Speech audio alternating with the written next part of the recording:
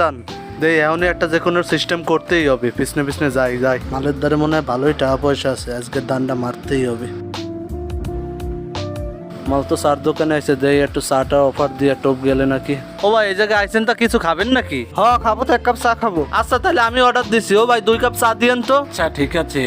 যাত্রাপথে phone money bag এগুলো একটু সাবধানে রাখতে হয়, একটু সাবধানে রাখেন। সমস্যা নাই ভাই, সবকিছু ব্যাগের ভিতরেই রাখছি বুঝলেন। আর চাকরির জন্য কিছু টাকা লাগবে, ওই টাকাগুলো ব্যাগের ভিতরেই রাখছি। তাইলে তো ঠিক আছে ভাই, আপনি ভালো কাজ করছেন, ব্যাগের ভিতরে টাকাগুলো রাখছেন। কাকা চা হইছে? হইলে তাইলে দেন।